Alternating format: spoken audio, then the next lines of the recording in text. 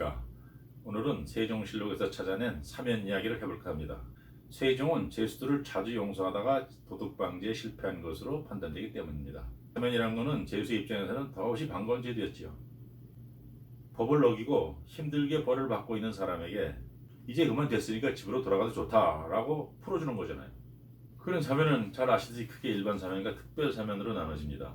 일반 사면은 죄의 종류를 정해서 해당되는 죄수들을 모두 용서해 주는 것을 말하고, 특별 사면은 특별히 사람을 지정해서 죄를 용서해 주는 것을 말합니다. 왕조 시대에도 똑같이 오늘날과 같은 일반 사면과 특별 사면이 있었습니다. 그런데 몇 가지 근본적인 차이가 있었습니다. 특히 일반 사면을 단행하는 방식이 오늘날과 크게 달랐습니다. 무엇보다도 죄를 용서해 줄 대상을 정하는 방식이 근본적으로 달랐습니다. 오늘날은 용서해줄 죄의 종류를 정해서 사면형을 선포하지요. 예를 들면 도로교통법 위반으로 운전면허가 정지 혹은 취소된 것과 같은 서민생계형 범죄를 비롯해서 집회 및 시위에 관한 법률 위반, 선거법 위반 같은 그런 경우가 사면의 대상에 주로 포함됩니다. 반면에 왕조시대에는 형의 상한을 정해서 죄수들을 용서해 줬습니다. 옛날엔 형벌의 단계가 가장 낮은 태형에서부터 장형, 도형, 유형, 사형 이렇게 5단계로 되어 있었는데, 사면령을 내릴 때는 사형이야, 유형이야, 도형이야, 장형이야 이런 식으로 상한을 정해서 죄수들을 풀어준 겁니다. 태형은 회초리를 가하는 것이고, 장형은 몽둥이를 가하는 것이고, 도형은 노역을 시키는 것이고, 유형은 멀리 귀양을 버리는 것이고, 사형은 그저대로 목숨을 빼앗는 거죠. 세종 치세 32년 동안에는 그런 식으로 해서 모두 34차례의 사면령을 내렸습니다. 사형이야 16번, 유형이야 8번, 도형이야 8번, 그리고 장형이야 2번씩 사면령을 선포했습니다. 사형수까지 포함하는 사면령은요, 나라에 큰 경사가 있거나 아니면 왕실에 우환이 생겼을 때 내려졌습니다. 본인이 임금으로 즉위했을 때, 부왕에게 상왕존을 올릴 때, 세자를 책봉했을 때, 부왕 태종이 죽어서 3년상을 마쳤을 때, 세자가 아들을 낳아서 세손이 생겼을 때, 그 세손을 왕세손으로 책봉하였을 때, 이런 경우에 사형수까지 포함하는 사면령을 내렸습니다. 또 부왕 태종이 죽기 직전에 병환이 들었을 때, 왕비가 죽기 전에 병환에 걸렸을 때, 세자가 병환에 걸렸을 때 사형수까지 포함하는 사면령을 내렸습니다. 명나라 황제가 바뀌거나 황태자를 책봉하거나 혹은 황제가 사는 황궁에 중요한 건물을 새로 지었다거나 하는 경우에도 사형수까지 포함하는 사면령을 내렸습니다.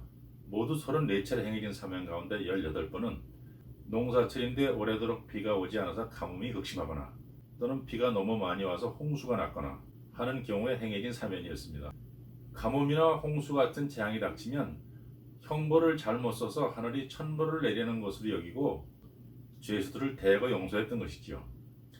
그렇다면 세종 치세 동안 사면의 어떤 면이 잘못되었길래 도둑의 증가를 막지 못하다가 재위 막판 28개월 동안 무려 524명에 달하는 도둑을 무더기로 처형하는 참극을 자초한 것일까요? 세종이 사면을 남발했기 때문일까요? 역대 선왕들에 비하면 32년 동안 34번의 사면은 결코 많은 것이 아니었습니다. 할아버지 태조는 약 7년 동안 24번, 큰아버지 정종은 약 2년 동안 9번, 아버지 태종은 18년 동안 무려 43번의 사면령을 내렸습니다. 사면령을 내린 사유를 비교해보아도 세종은 사면 카드를 참 아꼈습니다. 할아버지 태조도, 큰아버지 정종도, 아버지 태종도 생일날 사면령을 내려서 죄수들을 대거 용서해 준 적이 여러 번 있었습니다. 태조와 정종은 왕비 생일날에도 사면령을 내렸습니다. 특히 태조는 왕비, 신덕왕후죠. 왕비가 죽으니까 1년 후에 제삿날 사면령을 내립니다.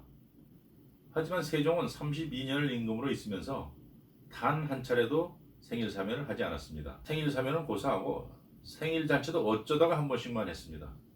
그렇다면은요, 세종이 사면을 남발한 것이 아니라면 사면의 어떤 면이 잘못되었던 것일까요? 주된 원인은 사면과 사면 사이의 간격이 너무 짧았던 데 있었다고 봅니다. 세종 4년 5월 10일에 부왕 태종이 숨을 거둡니다. 2년 뒤에 3년상을 마치고 나서 태종 내외의 위패를 정무에 모시는 부묘 의식을 행하게 되는데, 그 의식을 마친 기념으로 사형수까지 포함하는 사면령을 선포합니다. 얼마 뒤에 명나라 황제가 죽어서 새 황제의 등극 조서가 도착하니까 축하하는 뜻으로 사형수까지 포함하는 사면령을 다시 또 내립니다.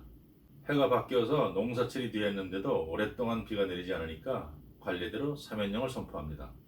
그런데 얼마 뒤에 새로 등극한 명나라 황제가 또 죽어서 그 뒤를 이은 새 황제가 다시 또 등극조서를 보내오니까 또 사면령을 내립니다.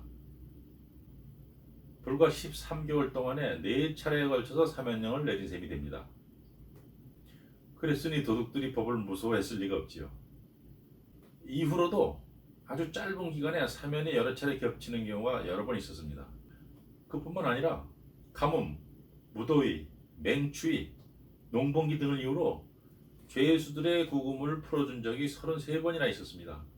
오늘날의 보석제도와 비슷한 보방제도라고 하는 것을 연평균 1회꼴로 시행한 거지요. 그런데요, 그 사유가 무엇이었든지 간에 사면과 보방은 독이 든 꿀단지 같은 거였습니다. 석방된 죄수들에게는 횡재 수준의 축복이었지만 백성과 치안 당국에는 대재앙이었던 거지요. 석방된 죄수의 대다수가 도둑들이었고 그중 대다수가 풀려나자마자 다시 도둑질을 했기 때문입니다. 가뭄이 극심해서 죄수들을 사면하거나 보방한 경우는 치안 당국에 큰 부담이고 백성에게는 큰 위협이 되었습니다. 흉년이 들어서 도둑들이 늘어날 것이 예상되는 상황에서 도둑들을 대거 풀어준 것이기 때문입니다. 풀려난 도둑들 가운데 사면이나 보방을 감사하게 여기고 마음을 고쳐먹는 자는 적고 법을 낮잡아보고 도둑질을 반복하는 자가 많았습니다. 그래서 다시 또 붙잡아서 옥에 가두면 나라에 재앙이나 우환이 닥쳐서 사면령이 내려지기만을 아침 저녁으로 빌었습니다. 세종도 도둑들의 그런 행태를 많이 알고 있었으니까 속이 얼마나 부글거렸을까요?